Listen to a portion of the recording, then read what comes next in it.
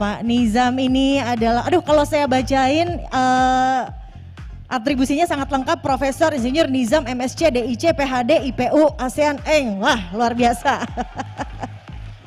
Panjang. Saat ini menjabat sebagai Direktur Jenderal Pendidikan Tinggi Riset dan Teknologi Kemendikbudristek Republik Indonesia, juga dosen dengan status Profesor Guru Besar Teknik Sipil dari Universitas Gadjah Mada atau UGM, meraih gelar Doctor of Philosophy yang diraih dari University of London UK.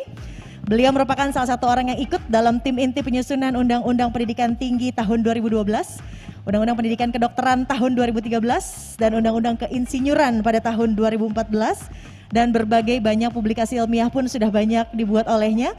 Penghargaannya juga sudah banyak. Pak Nizam nanti siap untuk menjawab pertanyaan dari adik-adik yang sudah hadir di sini ya. Dan juga bukan hanya Pak Nizam, berikutnya ada Ibu Kiki Yuliati. Ibu Kiki Yuliati juga akan bergabung bersama kita semua.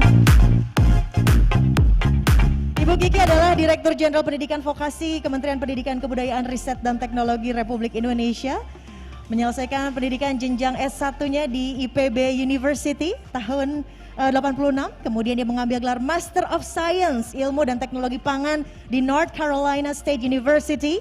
Lalu melanjutkan studi S3-nya, ya ampun gak habis-habis, di Indonesia dan mendapatkan beasiswa pemerintah Republik Indonesia untuk kuliah doktoral di IPB University di bidang ilmu teknologi industri pertanian, dan merupakan rektor kepala di Universitas Sriwijaya atau Unsri Palembang. Ibu Kiki siap juga menjawab pertanyaan dari teman-teman nanti.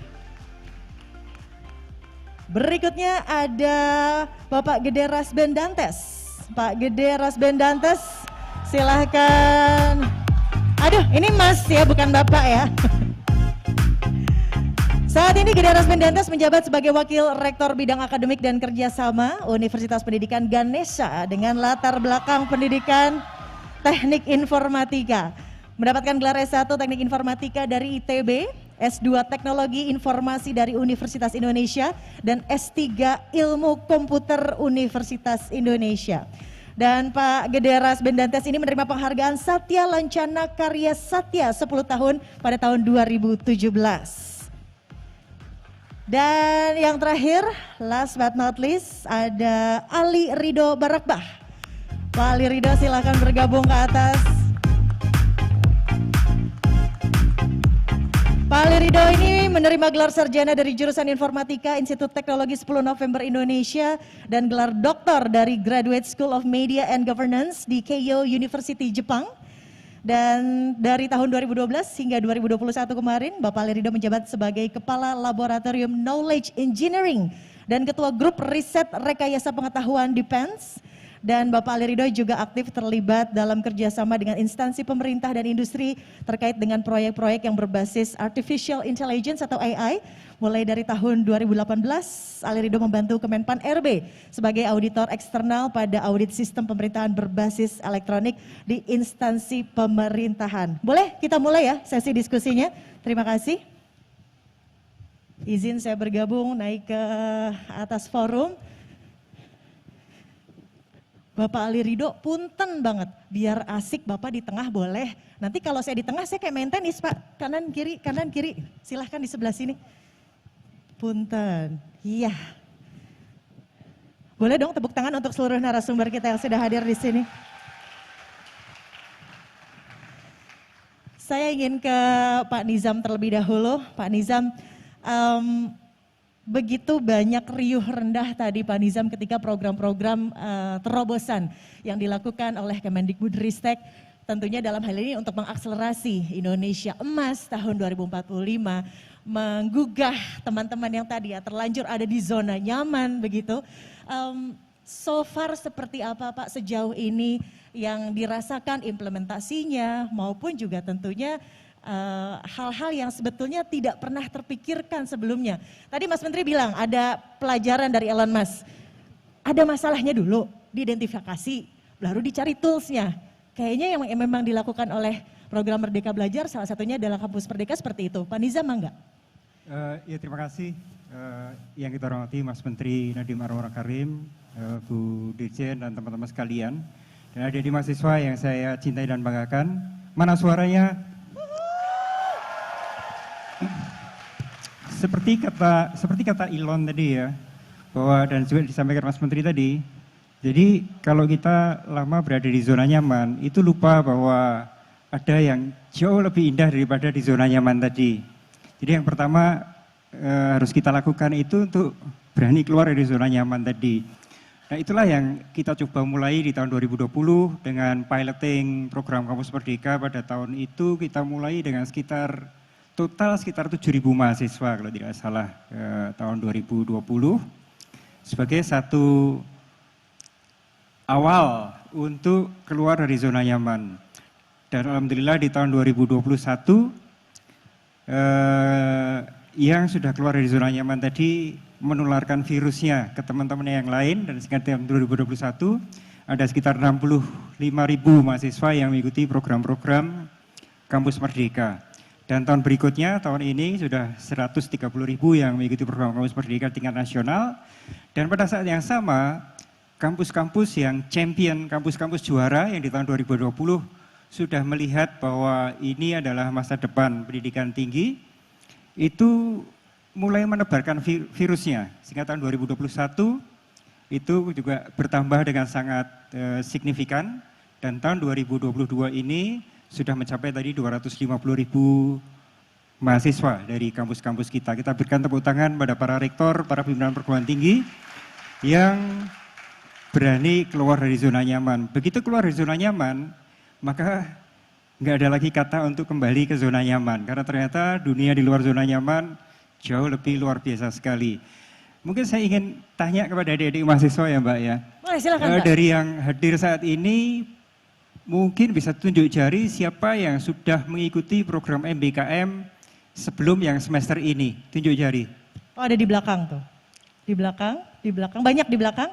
Baik, jadi kita lihat adik-adik ini tidak hanya sekali ikut MBKM. Ini menunjukkan bahwa ternyata zona di luar zona nyaman itu jauh lebih menarik dibandingkan dengan di zona nyaman. Saya ketemu dengan beberapa banyak adik-adik mahasiswa yang magang di Dikti. Kita juga membuka pintu untuk adik-adik mengikuti program MSIB. Itu hampir semuanya sudah 2 kali ikut MBKM. Tepuk tangan untuk adik-adik mahasiswa. Dan ketika kita tanya, lebih pilih mana, ada di dalam kelas atau di luar kelas? Di luar kelas. Adik-adik kira-kira pilih di luar kelas atau pilih di dalam kelas? Pilih ikut MBKM atau duduk manis di dalam kelas? Wah ada yang jawab duduk manis tuh Pak. Baik Mas Menteri, jadi ini PR Mas Menteri jadi banyak. Karena adik-adik semua pengen keluar dari kampus untuk dapat pengalaman. Dan tugas kita memang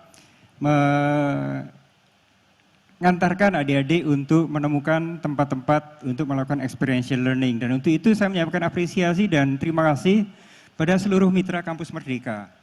Tanpa mitra itu kita tidak bisa apa-apa. Jadi Kampus Merdeka ini prinsipnya harus gotong royong.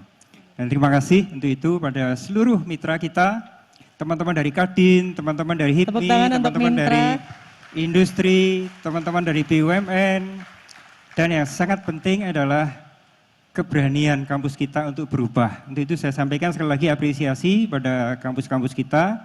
Kalau di awal tahun 2020 itu, kalau saya ke kampus-kampus itu ya setengahnya harus gedruk kaki 7 kali dulu. Kenapa Pak harus Rizal? Siap-siap untuk dimarahi oleh rektornya, dikomplain oleh dosen-dosen, dan dikomplain oleh dekan-dekan. Jadi harus berani dulu masuk ke kampus. Alhamdulillah di tahun 2021 sudah sangat berbeda, dan 2022 sudah jauh lebih berbeda lagi. Jadi tepuk tangan untuk seluruh kampus kita yang berani berubah atas virus dari Mas Menteri. Terima kasih, kita berikan tepuk tangan pada Mas Nadiem yang telah menyebarkan virus untuk kita semua. Terima kasih. Menularkan gitu ya. Jadi adik-adik ini luar biasa karena biasa di luar tadi. Ingin betul-betul menjalani experience, pengalamannya. Yang juga patut diapresiasi adalah kebijakan Kampus Merdeka ini selain memberikan kesempatan untuk menjalani pengalaman secara langsung, hard skill dan soft skill saya juga terasah. Bu Kiki, tanggapannya Bu Kiki, silahkan. Terima kasih. Yang kami hormati Mas Menteri dan Bapak Ibu semuanya, juga kami lihat ada deretan mitra Mas Menteri, yang kalau kita bicara keluar dari zona nyaman. Jadi Mas Menteri di Kemendikbud itu mengeluarkan kita semua dari zona nyaman, nggak cuma mahasiswa. Jadi dosennya keluar dari zona nyaman, para pimpinan perguruan tinggi keluar dari zona nyaman, dan kami para ASN, para pegawai yang ada di Kemendikbud juga harus keluar dari zona nyaman. Jadi kita sama-sama adik-adik mahasiswa, kita semua harus keluar dari zona nyaman untuk maju. Jadi untuk mahasiswa vokasi, ada mahasiswa vokasi di sini? Mahasiswa vokasi, angkat Ada? tangannya tinggi-tinggi. Oh, halo. Ini ada angka yang luar biasa untuk mahasiswa vokasi. Tahun 2021 sampai ke 2022 peningkatan kesertaan mahasiswa vokasi itu meningkat 65,15% atau mencapai 42.971 mahasiswa dari angka-angka yang ditampilkan oleh Mas Menteri tadi. Terima kasih untuk para direktur politeknik dan para pimpinan sekolah vokasi yang mengizinkan mahasiswanya keluar, Pak, dan terima kasih untuk mahasiswa yang menuntut pimpinannya untuk boleh keluar. Jadi kalau berkaitan dengan soft skill, berkaitan dengan hard skill, khusus untuk mahasiswa vokasi, pembelajaran di luar kampus itu betul-betul bukan hanya mengasah hard skill-nya tetapi juga soft skill-nya.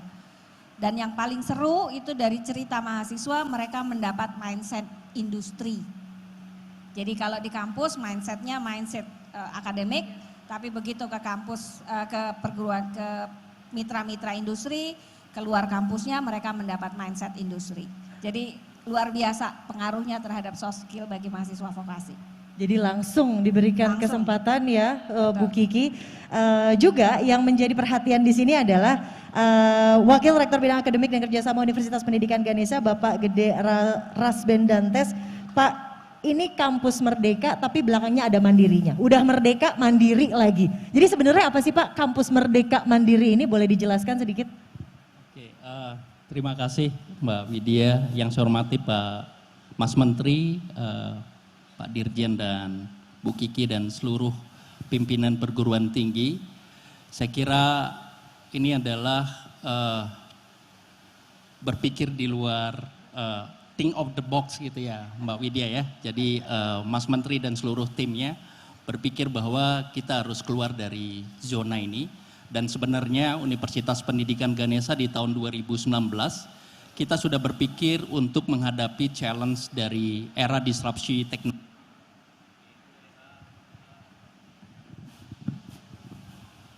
Yaitu revolusi industri 4.0. Jadi bagaimana kita memberikan literasi data, literasi teknologi dan juga literasi humanities kepada seluruh peserta didik. Oleh karena itu di tahun 2019 kami sudah melakukan reorientasi kurikulum dengan memberikan kesempatan kepada anak didik kami untuk mengambil mata kuliah lintas prodi. Jadi mereka mengambil terkait dengan data, dia mengambil data science, kemudian dan lain sebagainya, teknologi dan juga humanities. Kemudian muncul paradigma atau spirit Merdeka Belajar Kampus Merdeka di tahun 2020 dan kami mencoba untuk melakukan reorientasi kurikulum lagi karena itu dimandatkan di Standar Nasional Pendidikan Tinggi dan awalnya saya kira ini adalah resistensi terjadi, tetapi saya ingat bahwa setiap orang menyampaikan at least 20% on the board, jadi they can change everything. Jadi itu yang menjadi salah satu komitmen Bapak Rektor dan seluruh pimpinan, sehingga kita mencoba untuk memberikan ruang kepada peserta didik untuk mereka mengambil proses belajar mengajarnya di luar perguruan tinggi, yaitu di dalam perguruan tinggi dan juga di luar perguruan tinggi, baik itu di industri. Dan kami melakukannya kampus merdeka yang terjaga. Jadi kami mencoba untuk memberikan guideline kepada anak didik kami. Salah satu contoh adalah karena kami dari LPTK dan itu untuk prodi-prodi kependidikan, kami mewajibkan mereka untuk melakukan asistensi mengajar di satuan pendidikan selama 1 semester. Dan setiap orang harus pergi ke satuan pendidikan. Kemudian untuk yang non kependidikan at least 1 semester mereka melakukan magang di industri untuk mereka mendapatkan pengalaman di lapangan. Dan saya kira ini adalah pekerjaan yang sangat besar dan ide yang sangat besar juga. Dan perubahan di awal yang kita lakukan pasti hambatannya ada pada saat implementasi, tetapi itu kita jadikan sebagai sebuah tantangan bagi kita semua. Dan kementerian dengan keterbatasan budget dan begitu banyaknya universitas, jadi setiap fakultas di tempat kami, seperti apa yang sudah disampaikan bahwa ada paradigma Merdeka Belajar Kampus Merdeka diikuti dengan IKU, itu adalah sebuah transformasi bagi pendidikan tinggi. Ya, spesifik di Universitas Pendidikan Ganesha kami melakukan cascading. Kami melakukan target-target ke masing-masing fakultas sehingga setiap fakultas mau bergerak, ya, melakukan kegiatan-kegiatan MBKM. Saya kira ini adalah tipping point bagi kami di Undiksa dan mungkin juga bagi seluruh perguruan tinggi di Indonesia untuk kita melakukan secara masif berbagai kegiatan dalam Merdeka Belajar Kampus Merdeka. Seperti misalnya student exchange. Kami tidak hanya melakukan di tingkat nasional, kami juga melakukannya dengan beberapa mitra kami yang ada di luar. Di Filipina, Malaysia, kemudian Thailand, ada yang di Prancis, dan itu kami lakukan walaupun secara virtual. Kemudian kegiatan terkait dengan praktisi mengajar. Di tempat kami ada namanya program Joint Teaching with Practitioner. Jadi praktisi bisa mengajar dalam 4 kali pertemuan atau mereka mengajar dalam full teaching. Benar sekali apa yang disampaikan oleh Mas Menteri tadi, pada saat kami membuka Joint Teaching with Practitioner, itu secara online, itu yang mendaftar hampir 500-an praktisi ingin ikut mengajar di kampus kami, Bapak Ibu.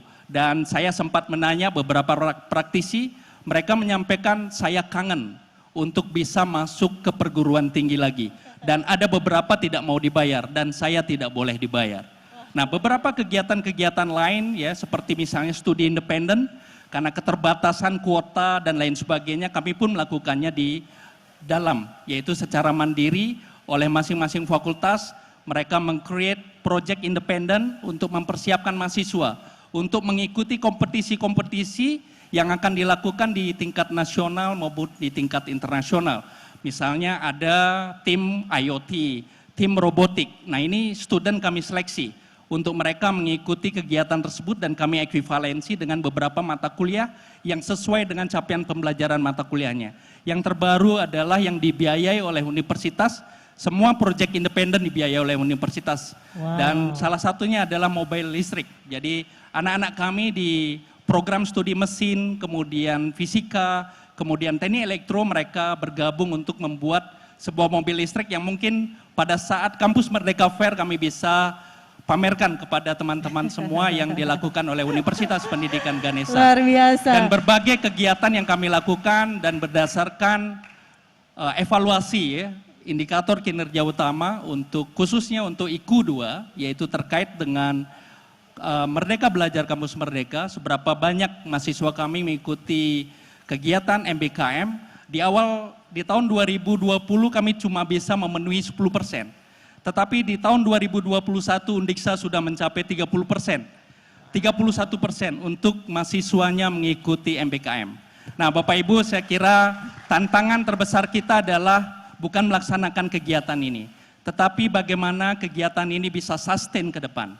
Bagaimana kita perguruan tinggi bisa menjaga kegiatan ini untuk terus berlangsung, dan itu pekerjaan kita semua untuk mempersiapkan seluruh stakeholder untuk kita bersama-sama terus meningkatkan program dari MBKM ini dalam berbagai. Baik. Terima kasih. Terima kasih. Sustain, harus berkelanjutan. Gimana deh tuh caranya? Kalau tadi Pak Gede Rasben bilang di awal sempat ada resistensi karena memang untuk keluar dari zona nyaman itu tidak mudah begitu. Nah, caranya untuk meramah-tamahkan ketidaknyamanan itu dan menuju kenyamanan yang baru nanti kelak akan ditinggalkan lagi dengan berbagai macam inovasi. Saya ingin bertanya ke Bapak Ali Ridho Barakbah. Pertama dulu ketika menggagas tentang kampus Merdeka Mandiri seperti apa? Lalu ternyata hasilnya sekarang sangat mencengangkankah Pak Ali atau gimana? Silahkan. Baik, terima kasih. Pertama-tama saya hormat ke Mas Menteri, Pak Dirjen Dikti, Pak Nizam, Bu Dirjen, Bu Kiki, ya. Terima kasih teman-teman semua. Jadi di kami kondisinya mungkin tipikal dari pendidikan vokasi, kami di Politeknik Elektronika Negeri Surabaya, itu dengan fenomena MBKM sebenarnya bertransformasi dari zona nyaman ke zona lebih nyaman gitu ya. Saya suka tuh. Jadi bukan meninggalkan zona nyaman, justru melebarkan zona Melebarkan nyaman. ya, Oke, melebarkan. oke. Karena sebelum keluarnya kurikulum Merdeka pun di kami itu ya memang sudah sering kegiatan yang lintas disipliner, kemudian student exchange, magang industri, kemudian mereka ngambil kuliah di tempat lain sudah terjadi. Kemudian mahasiswa boleh ngambil kegiatan misalkan sekalipun non teknik, ya misalkan UKM tari, UKM budaya dan sebagainya, ya kompetisi robot, kompetisi macam-macam.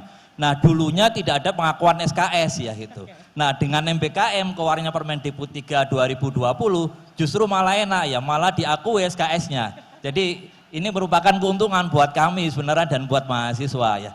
Dan di kami memang ada sisi resistensinya itu sebenarnya yang pertama itu di pemodelan. Kalau di vokasi itu kan apalagi di politeknik itu biasanya pendidikannya paket ya. Jadi semester 1 sampai semester 8. Jadi tantangannya itu bagaimana menggeser ya dari 8 semester menjadi 5 semester itu. Tapi resistensi terhadap kurikulum merdekanya tidak ada ya. Cuman bagaimana caranya secara teknis kurikulum itu bisa kita padatkan menjadi 5 semester.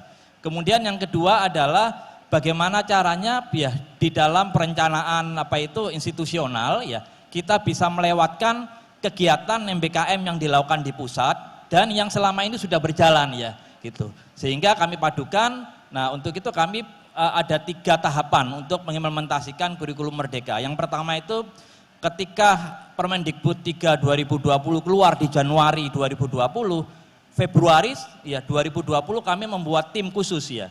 Itu untuk mengobservasi terhadap 2 prodi sehingga di semester gasal 2020-2021 kami berlakukan model pertama untuk 2 prodi. Kemudian tahapan kedua itu di semester gasal 2021-2022 itu kami melakukan semua konversi kegiatan dan pengakuan SKS itu terhadap semua prodi meskipun D3 dan D4 ya.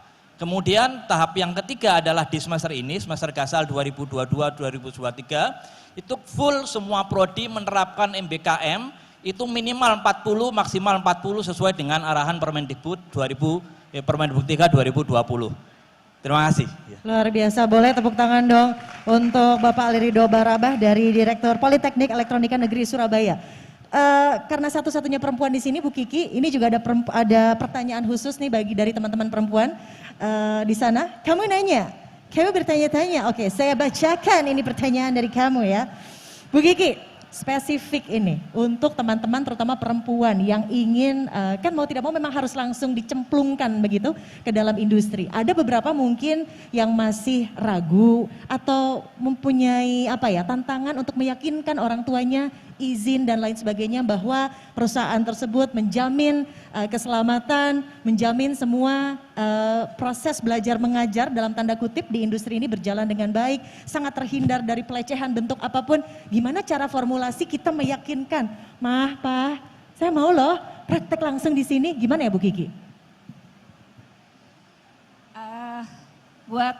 Kalau tadi Mas Menteri manggilnya teman-teman, kalau saya manggilnya adik-adik.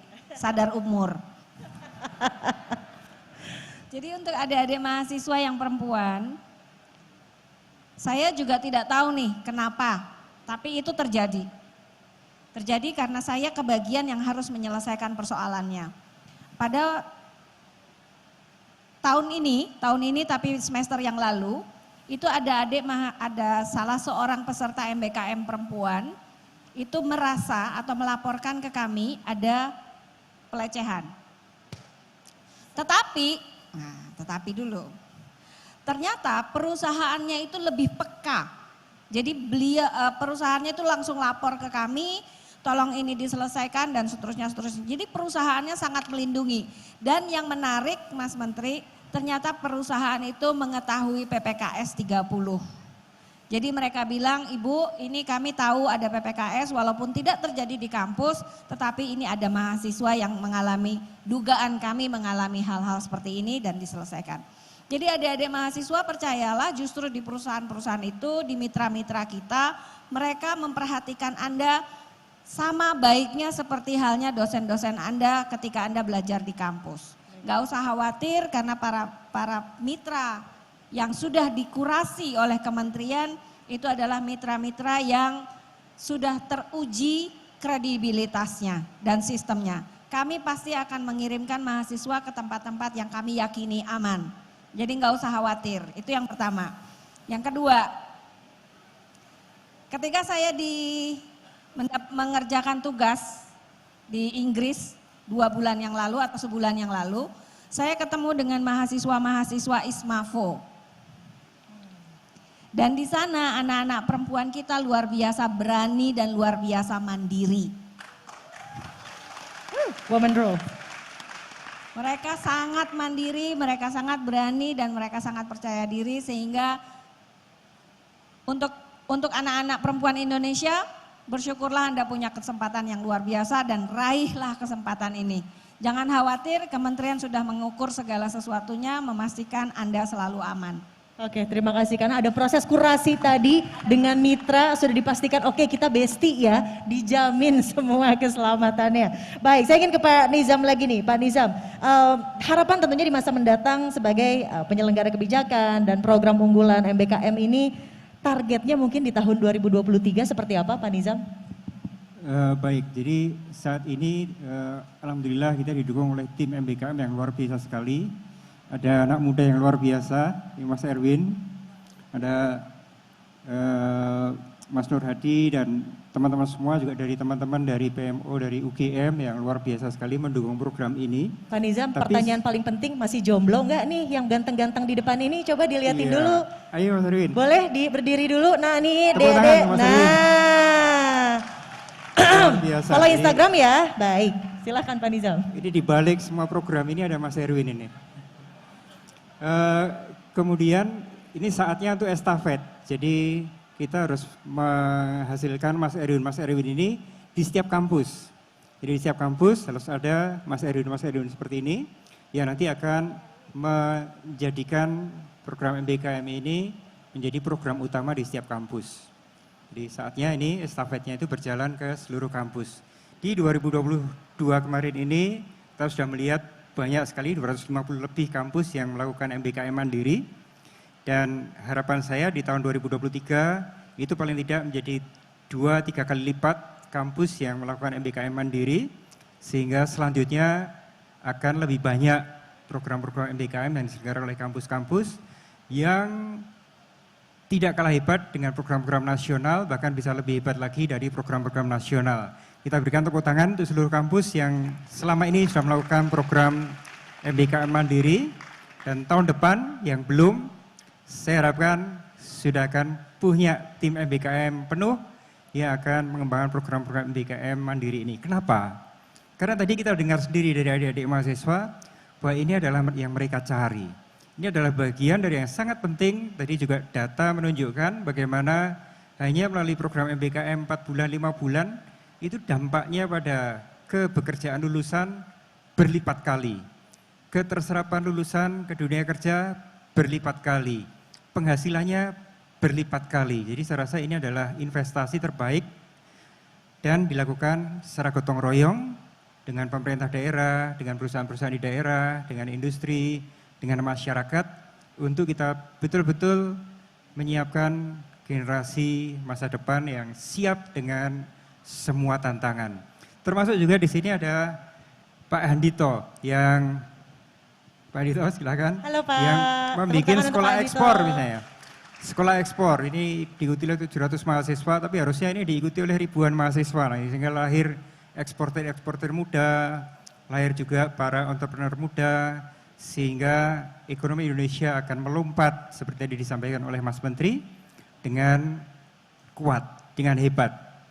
Tadi kita juga melihat di pameran-pameran ini karya-karya dari adik-adik mahasiswa yang luar biasa sekali. Kalau sempat melihat di pameran di Nusa Dua, itu juga luar biasa karya-karya dari adik-adik mahasiswa yang selama ini memang karyanya memang dahsyat sekali. Dan saya juga ingin sharing, Mbak, adik-adik kita yang mengikuti program ISMA, itu di sana menimbulkan impact, menimbulkan dampak yang luar biasa pada perguruan tinggi yang mereka datangi.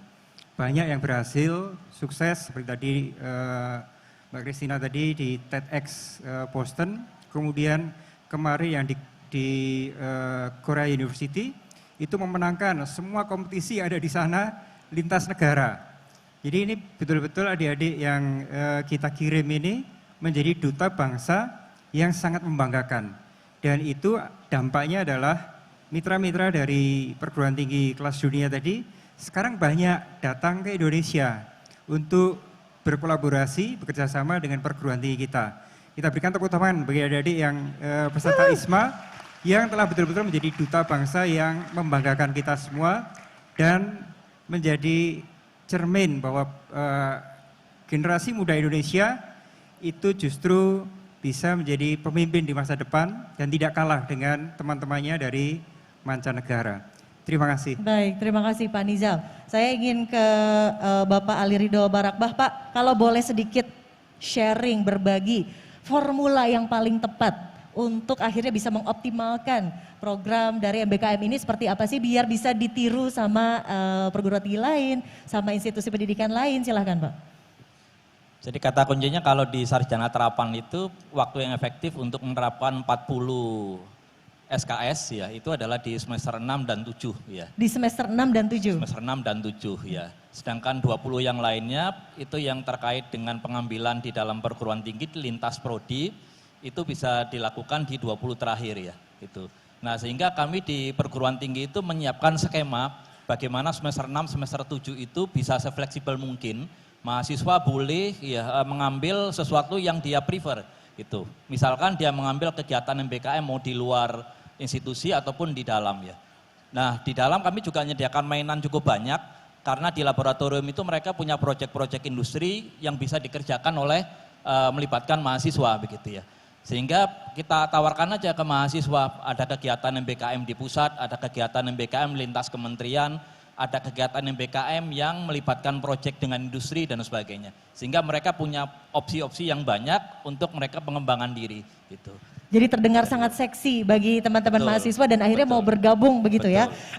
Kalau Pak Gede Rasmendantes, formula yang paling tepat diimplementasikan tentunya tadi seiring dengan cita-cita kita supaya sustain, berkelanjutan, nggak cuman satu periode aja misalnya. Silakan Pak. Iya, sebenarnya kalau kita melihat yang menjadi permasalahan di lapangan adalah yang pertama kalau kita diskusi dengan para dosen sering menyampaikan bahwa saya tidak mau anak-anak saya kehilangan kompetensi yang seharusnya mereka dapat. Nah oleh karena itu sebenarnya MBKM ini akan bisa kita lakukan kalau semua stakeholder siap untuk melakukan. Bagaimana biar anak-anak kita tidak kehilangan kompetensi yang seharusnya mereka peroleh, ya udah perguruan tinggi harus duduk bersama. Dosen-dosen harus duduk bersama dengan stakeholder yang lain, misalnya di sekolah, kemudian di industri, mari kita rancang bersama kegiatan-kegiatan yang anak-anak harus lakukan di masing-masing tempatnya. Nah itu yang kami lakukan, jadi kami mengundang ya guru-guru pamong, kemudian kepala sekolah, kemudian kita juga mengundang praktisi atau industri untuk kita duduk bersama, merancang kegiatan-kegiatan yang bisa kita lakukan bersama-sama sehingga anak-anak mendapatkan kompetensi yang seharusnya mereka peroleh. Nah Mas Menteri tadi menyampaikan bahwa anak-anak ini harus memiliki multi kompetensi. Jadi ada kompetensi utama dan ada complementary kompetensi yang harus mereka peroleh. Nah ini yang harus diterima oleh seluruh perguruan tinggi. Nah saat ini kami sudah berjalan dengan cukup baik ya saya kira. Kemudian kita mencoba untuk melakukan ekuivalensi baik itu structure form, kemudian free form kami lakukan. Tetapi harapan ke depan sebenarnya bahwa kalau seandainya kita memungkinkan apapun yang diambil oleh anak-anak kita dan itu sangat berharga saya kira untuk mereka pada saat mereka terjun ke dunia industri, kalau seandainya tidak bisa diekuivalensi secara structure form, itu bisa kita tambahkan on top dari kurikulum anak-anak kita. Sehingga mungkin ada mahasiswa-mahasiswa yang mereka mengambil 146 SKS, ada yang mengambil lebih dari itu. Dan itu saya kira adalah fase bagaimana kita untuk mencoba menghargai atau mengekivalensi semua kegiatan-kegiatan yang mereka lakukan. Dan saya sangat yakin MBKM ini pada intinya adalah bagaimana esensi sebagai sebuah perguruan tinggi kita bisa menghasilkan lulusan-lulusan yang berkualitas. Dengan memberikan mereka peluang untuk mereka belajar di luar program studi itu adalah kesempatan bagaimana kita meningkatkan kualitas sumber daya manusia kita. Terima kasih, boleh tepuk tangan untuk seluruh narasumber yang sudah memberikan pencerahan tentunya tentang MBKM ini. Dan yang pasti nanti kita akan lanjutkan ada pitch session. Ibu Bapak, kita akan mendengarkan masing-masing ada 9 orang tercatat di sini. Ada perwakilan dari program atau alumni program MSIB, ada PMM, ada program KM, ISMA dan juga ISMAVO. Dan juga program WMK nanti, tapi kita sudah, saya mencatat waktunya salat maghrib. Bagi teman-teman yang ingin melaksanakan ibadah salat maghrib, kita akan break sejenak. Terima kasih sekali lagi Ibu Bapak yang sudah hadir di Festival Kampus Merdeka 2022. Boleh kita menuju ke bawah, kita selfie bareng, foto izin dengan Mas Menteri boleh? Semuanya berdiri boleh? Mari kita selfie terlebih dahulu. Silahkan Ibu Bapak turun di sini. Fotografer dari atas ya. Silakan Pak. Boleh, oke. Oh, selfie duluan dia, Pak Nizam. Silakan, Bapak. Good job Bu, katanya. Silakan, silakan.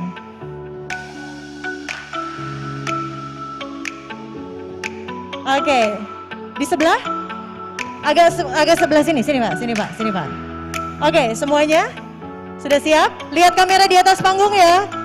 Oke, 1, 2, 3.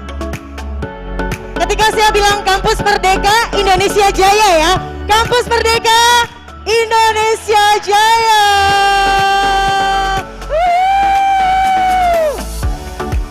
Terima kasih sekali lagi.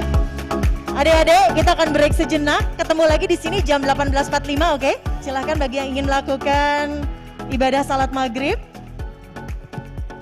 Kita akan bisa berkumpul lagi jam 18.45 atau mungkin teman-teman ingin berkunjung ke booth main bareng Kampus Merdeka. Ada pojok testimoni dan juga ada kamera 360. Jangan lupa hashtagnya Festival Kampus Merdeka. Jangan lupa di-upload di media sosial.